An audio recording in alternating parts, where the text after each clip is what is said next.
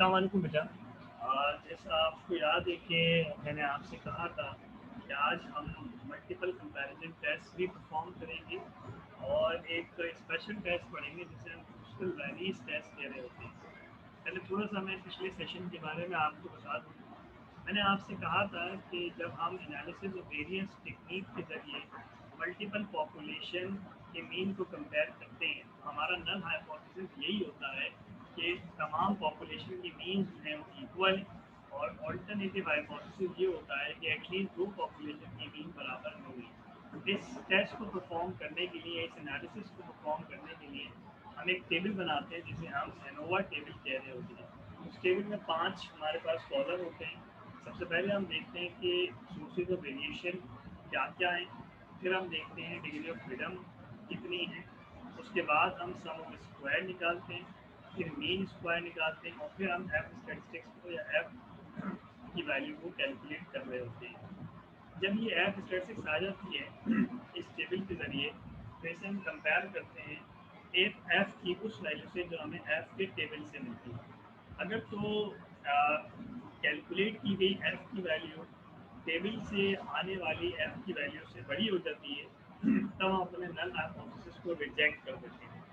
जैसे ही हमारा null hypothesis reject होता है तो हम ये कह देते हैं कि भाई तमाम पॉपुलेशन मीन बराबर नहीं। अब जब सारे पॉपुलेशन मीन बराबर नहीं होंगे तो ये बात तो बड़ी ऑब्वियस है ना कि उनमें से कोई पॉपुलेशन जो है उसका मीन ज़्यादा होगा और किसी पॉपुलेशन का मीन कम होगा। तो अब ये कैसे हमें पता लगेगा कि किस पॉपुलेशन का मीन जो है वो ज़्यादा है और किस पॉपुलेशन का मीन कम है? इसके लिए हम फर्दर टेस्टिंग करते हैं। वो फर्दर टेस्टिंग जो होती है वो मल्टीपल कंपैरिजन टेस्ट के ज़रिए हो रही होती है और वो जो बहुत सारे होते हैं, लेकिन हमने आपको एक उसमें से बताया था जिसे सॉरी दो बताए थे हमने आपको। एक एलएसडी बताया था आपको जिसे हम लीस्ट सिग्निफिकेंट डिफरेंस कहते हैं। दूसरा हमने आपको कुकीज़ टेस्ट बताया था। एलएसडी जो है वो नॉर्मल जो है वो हाइपोथेसिस टेस्टिंग के प्रोसीजर को फॉलो कर रहा होता है और जो कुकीज़ टेस्ट है वो कॉन्फिडेंस इंटरवल के तरीक़ेकार को फॉलो कर रहा होता है। लेकिन ये दोनों टेस्ट तभी परफॉर्म होंगे जब एनोवा का नल हाइपोथेसिस रिजेक्ट होता है। अब हम आज के लेक्चर इस लेक्चर की तरफ आपको लेकर आ रहे हैं। देखिए, जब आप एनोवा लगाते हैं तो ऐसा नहीं होता कि आप हर सिचुएशन में एनोवा लगा दें। ऐसा नहीं हो सकता कि कोई भी सिचुएशन हो आप एनोवा लगा दें। मिसाल के तौर पे जब किसी डॉक्टर के पास जाते हैं तो ऐसा नहीं होता कि कोई भी बीमारी हो डॉक्टर आपको टैबलेट दे दे, मेडिसिन दे दे। ऐसा नहीं होता, बल्कि सर आपकी डॉक्टर आवाज बहुत हल्की आ रही है और खराब भी आ रही है। आपके से बात करने के बाद, आपको देखने के बाद वो ये भी कह देता है आपको किसी मेडिसिन की ज़रूरत नहीं है, शायद जी थायराइड सर, की वजह से आपकी आवाज प्रॉब्लम सही हो रहा नहीं आ है। रही है, कट वैसे रही है। की आवाज कब से डाइट जो है वो अपनी बेहतर कर लीजिए। कुछ इस तरीके की चीज़ें बता देता सर है। मतलब बहुत सर ज्यादा बहुत हल्की आ ही रही है कम आ रही है, बहुत कि ज्यादा ही। कान के पास भी तक की आवाज नहीं आ रही है। बहुत ज्यादा भी और बहुत कट रही है। क्या कह रही हैं आप?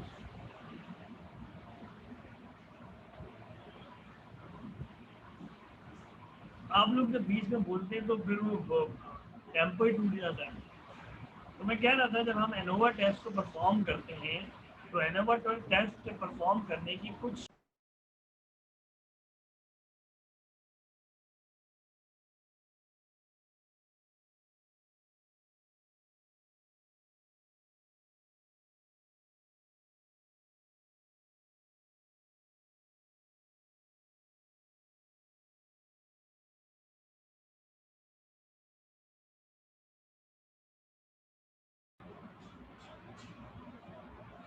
मैं आपसे कह रहा था कि एनोवा टेस्ट परफॉर्म करने की कुछ कंडीशंस होती हैं जिन्हें आप असम्पशंस कहते हैं।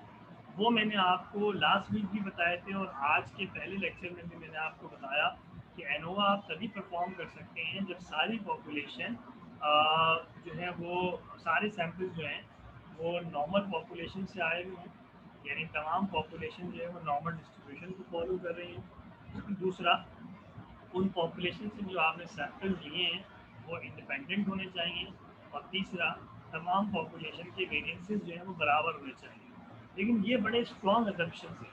हमेशा रियल लाइफ जो डेटा होता है ज़रूरी नहीं है कि वो इन सारे असम्पशंस को जो है वो फॉलो भी कर रहा हो, ओबे भी कर रहा हो। सर कभी आपकी कभार आवाज अभी भी कट रही है। हो पाते। अगर ये assumptions पूरे नहीं हो रहे हैं और फिर आप एनोवा टेस्ट लगा देते हैं, तो शायद जो रिजल्ट्स आए वो मिसलीडिंग हो, वो सही रिजल्ट्स ना हो। तो ऐसी सूरत में जब ये एनोवा के assumptions फुलफिल ना हो रहे हों, तो फिर हम एक और टेस्ट की तरफ चले जाते हैं जो काम एनोवा वाला ही करता है, लेकिन उसके अंदर इन स्ट्रॉन्ग assumptions की या इन स्ट्रिंजेंट assumptions की ज़रूरत नहीं होती। वो एक नॉन पैरामेट्रिक इक्विवेलेंट होता है एनोवा टेस्ट का, जिसे क्रुस्कल वैलीज टेस्ट कहा जाता है। आपने गालिबन जब स्टैटिस्टिकल इन्फरेंस का कोर्स पढ़ा होगा तो आपने वहाँ मैन वाइटनी टेस्ट को पढ़ा होगा, जो कि एक नॉन पैरामेट्रिक टेस्ट है और इक्विवेलेंट है to independent sample T test का। तो जिस तरह से मैन वाइटनी लगाया जा सकता है अगर टी टेस्ट के assumption पूरे नहीं हो रहे इंडिपेंडेंट सैंपल्स के ऊपर, उसी तरह से अगर एनोवा के ग्रुप सर आपकी आवाज तो कट आप रही है। क्रुस्कल वैलीज टेस्ट जो है उसे अप्लाई कर सकते हैं। ये क्रुस्कल वैलीज टेस्ट जो है ना, क्रुस्कल वैलीज टेस्ट जो है सर प्लीज आप थोड़ा आप तेज बोले, हमें कुछ समझ नहीं आएगा आप वरना। बोलिए फिर से। सिर्फ आप अकेली हैं और तो कोई भी नहीं बोल रहा, आवाज नहीं आ रही। जी सर, आपकी वॉइस सर आपकी आवाज बहुत ज्यादा आपकी कट रही है और हल्के बोल रहे तो समझ में। नहीं सर, वाकई में नहीं आ रही है। अब मैं क्या कर सकता हूँ, और कितना जोर से बोलूँ? आप हेड आपने हेड फ्री लगाए हुए?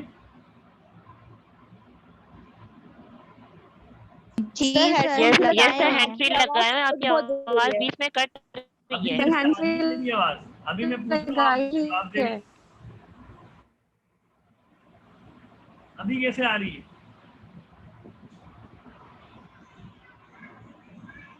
सर जब आप बीच में लेक्चर दे रहे हैं तो उसके बीच में कट रही है आवाज।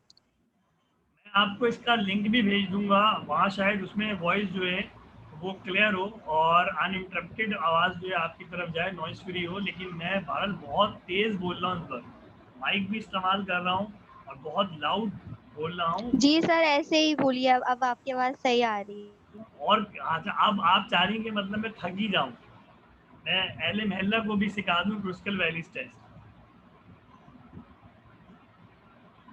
ऐसे ही जा रही हैं? अच्छा, हमारे पास कुछ मेरे अलावा कुछ 14 पार्टिसिपेंट हैं और मैं देख लेता हूँ, ये काफ़ी सारे लोग हैं। बाकी लोग क्या कर रहे हैं? खैर जी, मैं कोशिश करता हूँ थोड़ा और तेज़ बोलूँ। तो हम इस क्रुस्कल वैलीज टेस्ट को अप्लाई कर सकते हैं। ये यूँ समझ लें एनोवा का इक्विवेलेंट है, जो काम एनोवा करेगा वही काम ये भी करेगा। लेकिन जब एनोवा के अजम्पशंस पूरे नहीं होते तो फिर हम ये टेस्ट लगाते हैं। अब ये टेस्ट कैसे लगेगा, उसके लिए आपको नेक्स्ट स्लाइड पे जाना पड़ेगा। ये देखिए, हमारे पास जो है वो एक हमने डेटा लिया हुआ है। ये इन्होंने यूएस का डेटा लिया हुआ है फेडरल हाईवे एडमिनिस्ट्रेशन से। साइड में आपको एक टेबल नज़र आ रहा है।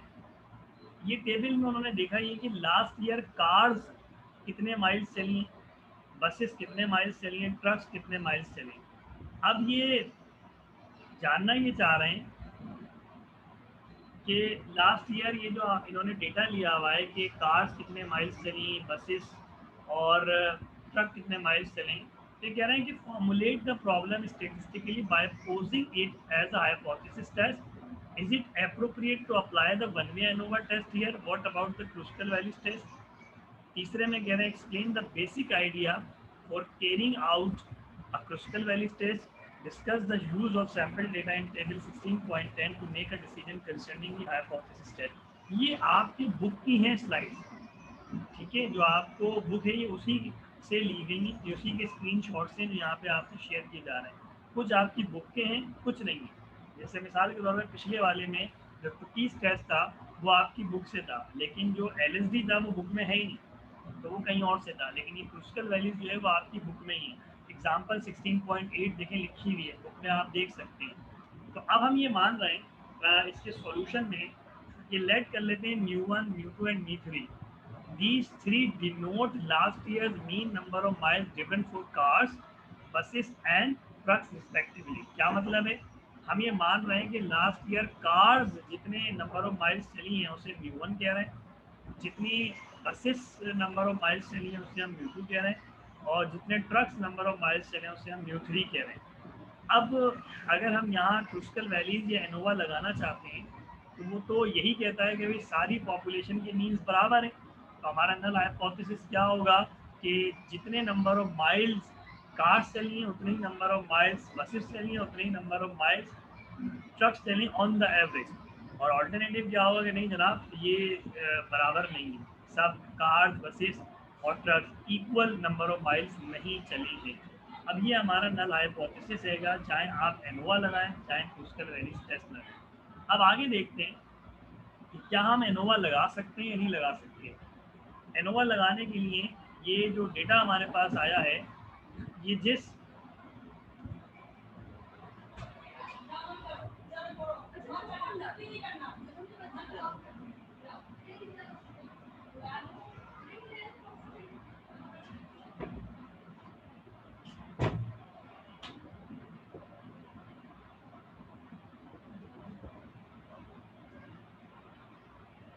सॉरी, तो अब ये जो हमारे पास डेटा आया था पिछली स्लाइड में देख सकते हैं 19.9, 15.3 कार्स के डेटा की सिर्फ मैं बात कर रहा हूँ, 2.2, 6.8. इस तरह आप कार्स के डेटा में देखें तो आपके पास 3 और 3, 6, 9, 10 ऑब्जर्वेशन है कार के. तो इसका हमने स्टेम एंड लीफ प्लॉट बनाया जो आप जानते हैं कैसे बनता है. इसी तरह बसेस का भी स्टेम एंड लीफ प्लॉट बनाया और ट्रक्स का भी बनाया. ये आपने स्टेम एंड लीफ प्लॉट पढ़ा था गालिबन फर्स्ट कोर्स में आपने पढ़ा होगा, फर्स्ट सेमेस्टर सेकंड सेमेस्टर में जब आपने स्टैटिस्टिक्स का पहला कोर्स पढ़ा होगा.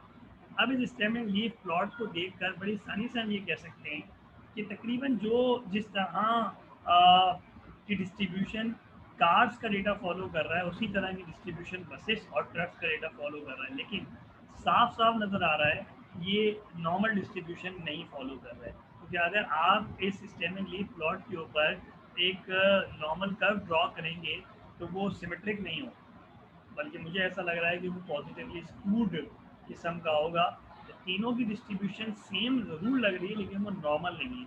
तो जो एनोवा का पहला अजम्पशन है कि सारी की सारी पॉपुलेशन जो है वो नॉर्मल डिस्ट्रीब्यूशन को फॉलो करें, वो अजम्पशन यहाँ फुलफिल नहीं हो रहा. लिहाजा यहाँ पर एनोवा हमें नहीं लगाना चाहिए. जब एनोवा नहीं लगेगा तो फिर कौन सा ऑल्टरनेट टेस्ट रहेगा, उसके लिए हमारे पास क्रुस्कल वैलीज टेस्ट जो है वो मौजूद है. तो यही डिटेल जो है वो यहाँ पे लिखी हुई है, मैं पढ़ भी देता हूँ कि we constructed stem and leaf diagrams of the 3 samples as shown in figure 16.5. These diagrams suggest that the distribution of miles driven have roughly the same shape for cars, buses and trucks, but that those distributions are far from normal.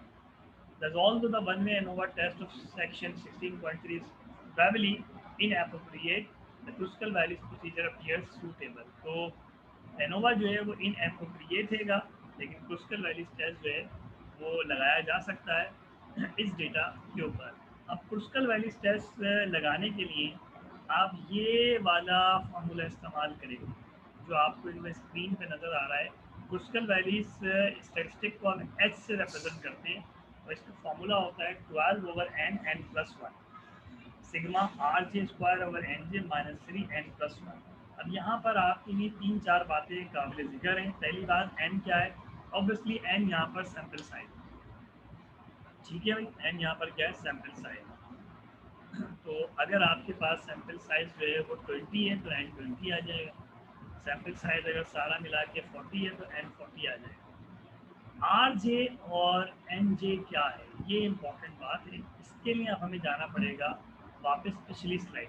अब मैं आपको वापस पिछली slide पे लेके जा रहा हूँ, फिर कुछ देर के बाद मैं आपको इस स्लाइड पे भी लेकर आऊँ. देखिए जितने भी नॉन पैरामीट्रिक टेस्ट हैं वो ज़्यादातर टेस्ट जो हैं वो रैंक्स के ऊपर डिपेंड कर रहे होते हैं. तो अगर हम अपने डेटा को रैंक्स दें तो आपके पास कार का डेटा भी, आपके पास बसेस का डेटा भी, आपके पास ट्रक्स का डेटा भी. अब इन तीनों डेटा को एक साथ देखिए और इसमें से स्मॉलेस्ट वैल्यू ढूंढिए। वो स्मॉलेस्ट वैल्यू आपको कहाँ मिलेगी? कार में, और वो बिल्कुल एंड में देखें 1.1। आप चाहें तो एक नज़र कार बसेस ट्रक के डेटा को देखें। देखिए इसमें 6 कॉलम आ रहे हैं। एक कॉलम का नाम है कार, आगे है बसेस और आगे है ट्रक, और बीच में 3 कॉलम है रैंक्स के। अभी आप रैंक्स को ना देखें, सिर्फ आप कार्स की डेटा को देखिए, बसेस के और ट्रक्स को, और इनमें स्मॉलेस्ट आप फिगर बताएं कौन सा है। तो 1.1 होगा। जो स्मॉलेस्ट फिगर होगा ना उसे हम रैंक 1 देंगे। तो 1.1 रैंक 1 हो गया। आप देखें रैंक देखिए, इसके आगे 1 लिखिए। अब इसके बाद 1.1 के बाद जो इससे बड़ी वैल्यू होगी वो रैंक 2 हो जाएगा। अब वो ज़रूरी नहीं है कार में आए। 1.1 के बाद देखें पूरे डेटा में, कार में भी, बस में भी, ट्रक में भी, सब में साथ देखें अगली वैल्यू कौन सी है। क्या 1.1 के बाद अगली वैल्यू 9.5 है? नहीं, हमने मैग्नीट्यूड वाइज देखनी है। मैग्नीट्यूड वाइज ये 1.1 से बड़ी, इमीडिएटली बड़ी कौन सी है हमारे डेटा में। तो 1.1 के बाद मुझे जो नज़र आ रही है वो 1.8 नज़र आ रही है, और ये बसेस में। तो ये इसको हम रैंक 2 दे देंगे। इसके बाद फिर दोबारा कार, बस और ट्रक का तीनों का डेटा एक साथ देखेंगे और देखेंगे 1.8 से बड़ी वैल्यू कौन सी है। 1.8 से बड़ी वैल्यू मुझे कार्स में नज़र आ रही है 2.2, ये रैंक 3 हो जाएगी। यही प्रोसीजर हम और आगे बढ़ाएंगे। तो मैं आगे जा रहा हूँ, यानी अब 2.2 से बड़ी वैल्यू देखिए। 2.2 से अगर आप बड़ी वैल्यू देखते हैं तो वो मुझे बसेस में नज़र आ रही है 6.5। इसको मैंने रैंक 4 दे दी, क्योंकि 2.2 के बाद ना कोई 3 पॉइंट में है, ना कोई 4 पॉइंट में है, ना कोई 5 पॉइंट में है। 6.5 6.5 के बाद इससे बड़ी वैल्यू है 6.8 कार्स में, और ये है 5। इसको हम रैंक 5 देंगे। अब इससे बड़ी वैल्यू अगर हम देखें, 6.8 से बड़ी वैल्यू अगर हम देखें, तो 6.8 से बड़ी वैल्यू इसी कार्ड में आपको नजर आएगी थर्ड लास्ट पर 7 को हम रैंक क्या देंगे? अगली रैंक। तो 5 तक हो चुकी थी, अब इसकी रैंक क्या होगी? 6। इसके बाद हम देंगे 7 से बड़ी वैल्यू। 7 से बड़ी वैल्यू अगर आप देखें तो 7 से बड़ी वैल्यूज 2 हैं। बस यही बात सिखाना चाह रहा हूँ आपको रैंकिंग के अंदर। 2 हैं, वो दोनों वैल्यूज बसेस में है, दोनों क्या है? 7.2 7.2। अब इन्हें रैंक क्या दें? अभी तक हम 6 तक तो आ चुके हैं, रैंक 6 दे चुके हैं। अब अगर पहली 7.2 को हम रैंक 7 दे दें और दूसरी को हम रैंक 8 दे दें तो ये गलत हो जाएगा, क्योंकि जब दोनों की वैल्यू सेम है तो इनकी रैंक भी सेम होनी चाहिए। तो फिर कहा यह जाता है कि जब कभी भी रैंकिंग में टाई आ रहा हो, जैसे यहाँ आ गया कि 7.2 और 7.2 दो बार आ रहा है, तो आप करेंगे ये कि जहन में ये रखेंगे कि अगर ये टाई नहीं हो रही होती, जैसे ये नीचे वाली 7.3 होती तो इसे आप 7 देते, इसे आप 8 देते। अगर ये टाई हो रही है तो जो रैंक आप इन्हें देते उन दोनों रैंक का एवरेज दोनों को मिलेगा। तो इन दोनों को अगर ये दोनों टाई नहीं हो रही होती तो एक को रैंक 7 देते, एक को 8 देते। 7 देते और 8 देते। अभी इन दोनों का हम एवरेज ले लेंगे। 7 और 8 रैंक का एवरेज क्या होगा? 7.5। तो ये दोनों को रैंक हम क्या दे देंगे? 7.5। ये भी 7.5, इसे भी। लेकिन अब अगली रैंक जो है वो 9 से शुरू हो, क्योंकि 8 तक हम आ गए थे। 7 और 8 का एवरेज ये था, तो रैंकिंग में काउंटिंग 8 तक हो गई। तो अब अगली रैंक जो होगी वो उसका हम 9 पे देखेंगे। तो 7.2 के बाद देखिए कौन सी वैल्यू आ रही है यहाँ। 8.3 आ रही है, इसे रैंक 9 दे दिया। इसके बाद 9.5 आ रही है, रैंक 10 दे दिया। इसके बाद 12 आ रही है, रैंक 11 दे दिया। इसके बाद जो है 13.3 आ रही है, रैंक 12 दे दिया। इसके बाद 14.5 आ रही है, रैंक 13 दे दिया। अब यहाँ फिर एक मसला आ रहा है कि अब आपके पास 14.5 के बाद जो वैल्यूज़ आ रही हैं, अगली वैल्यूज़ वो 15.3 आ रही है ट्रक्स में भी, और 15.3 आ रही है कार्स में, और फिर एक बार रैंक टाई हुई। तो अभी तक आप कहाँ तक रैंक दे चुके थे? आप कहाँ तक? 13 तक दे चुके थे ना। तो अब इसको 14 देंगे, इसको 15 देंगे।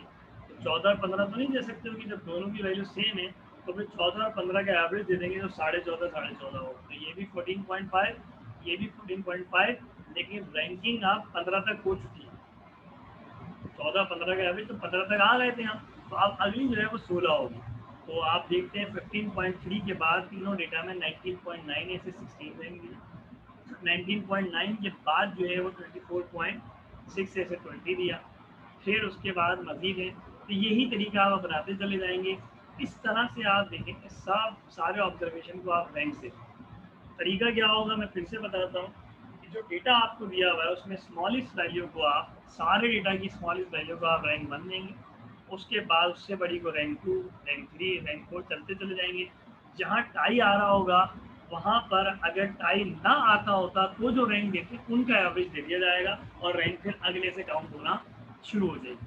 अब इस तरह आप देखिए ये जो कार्स का डेटा है इनकी तमाम रैंक्स का सम क्या आ गया 9.850, बसेस की रैंक्स का सम क्या आ गया 9.0 और ट्रक्स की तमाम रैंक्स का सम क्या आ गया 19.167।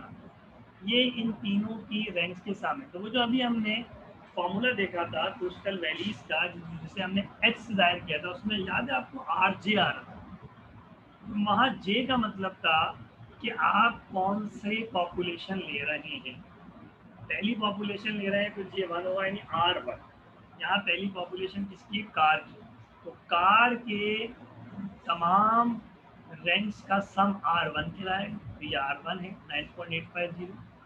दूसरी जो बसेस हैं इनकी तमाम रैंक्स का सम आर टू कहलाएगा, ये आर थ्री कहलाएगा। एन जे क्या होगा, पहली पॉपुलेशन के सैंपल में कितने ऑब्जर्वेशन है 10, तो ये एन वन 10 होगा। एन टू क्या होगा दूसरी में कितने, एन थ्री क्या होगा तीसरी में कितने। मेरे ख्याल से अब हम वापस आते हैं एक स्लाइड पे, तो 12 over N, N plus one, N तमाम ऑब्जर्वेशंस, और आर जे क्या होगा इस मिसाल में R J R one R two R three होगा। इसमें आर वन का मतलब क्या होगा, sum of the ranks for the sample data from population one. R two क्या होगा, sum of the ranks for the sample data from population two and so. Strictly speaking, the computing formula for H is equivalent to the defining formula for H only if no tie occurs. In practice, however, the computing formula provides a sufficiently accurate approximation unless the number of ties is relatively large. अब आप इसको perform कर लेते हैं। तो ये क्रूस्टल valleys test के कुछ असम्पशंस हैं जो सादे सादे से हैं कि बस सिंपल इंडिपेंडेंट हो, भले नॉर्मल पॉपुलेशन को फॉलो ना कर रहे हो लेकिन एक ही जैसी पॉपुलेशन की शेप हो और हर सैम्पल साइज में जो वैल्यूज़ हों वो 5 या उससे ज़्यादा हों। अब यहाँ वही रिवायती स्टेप्स होंगे हाइपोथेसिस टेस्टिंग के, कि पहले हम ये मानेंगे तमाम जो पॉपुलेशन मीन्स है वो बराबर हैं, यानी हमारी इस मिसाल में बसेस और कार्स और ट्रक्स इनके जो एवरेज नंबर ऑफ माइल्स हैं जो लास्ट ईयर चले हैं वो बराबर है, और ऑल्टरनेटिव क्या होगा, नहीं जी बराबर नहीं। फिर आप लेवल ऑफ सिग्निफिकेंस के बारे में प्रस्तुत करेंगे, फिर आप क्रूस्टल वैलीज टेस्ट को टेस्ट स्टैटिस्टिक को कंप्यूट करेंगे। उसके बाद जो है वो आप क्रिटिकल वैल्यू अप्रोच हम इस्तेमाल करते हैं, पी वैल्यू सॉफ्टवेयर इस्तेमाल करते हैं। तो इस राइट साइड को मत देखिए, ये बुक में एक ही इमेज थी तो एक साथ आई है, आपको सिर्फ ये लेफ्ट वाली देखनी है। तो आप क्रिटिकल वैल्यू निकालेंगे इसकी। ये जो एच स्टैटिस्टिक्स होती है क्रूस्टल वैलीज, ये काई स्क्वायर को फॉलो करती है जिसकी डिग्री ऑफ फ्रीडम k-1 होती है, और k का मतलब यहाँ पर कितनी पॉपुलेशन है आपके पास, 3 थी, तो 3 - 1 × 2 हो जाएगा। तो वो काई स्क्वायर की आप वैल्यू देखेंगे टेबल से, अल्फा 0.05 है और डिग्री ऑफ फ्रीडम 2 है, तो आपके पास काई स्क्वायर की वैल्यू आ जाएगी।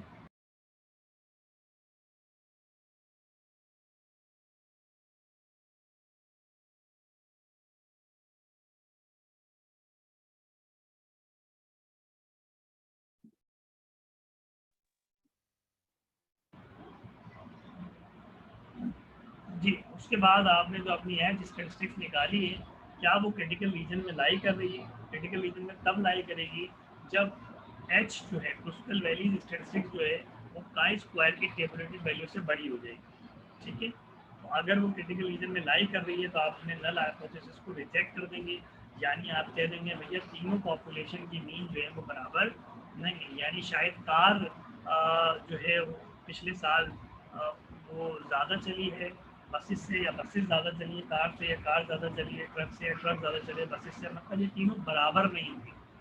ठीक है भाई, तो यहाँ पर हम देख लेते हैं। आप इसको अब वो एक कंपैरिजन दे रहे हैं क्रिस्टल वैली टेस्ट का और वन वे एनोवा टेस्ट का, दोनों का काम एक ही, दोनों ही आपके मल्टीपल इंडिपेंडेंट पॉपुलेशन मीन्स को कंपेयर कर रहे होते हैं। लेकिन कुछ खास बातें यहाँ पे लिखी गई हैं कि अगर एनोवा ज़्यादा बेहतर आपको रिजल्ट देगा अगर एनोवा के असम्पशंस पूरे हो रहे हैं।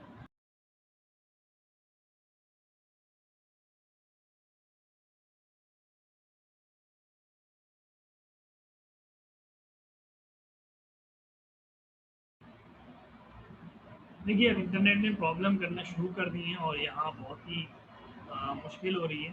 तो वैसे भी हमारा टॉपिक ख़त्म हो गया, तो मैं इसको मीटिंग को यहीं पे एंड कर देता हूँ, और मैं इंशाल्लाह आपको इसके जो लिंक्स होंगे लेक्चर्स की वो सेंड कर देता हूँ। मैं मीटिंग को एंड कर रहा हूँ। अल्लाह हाफ़िज़।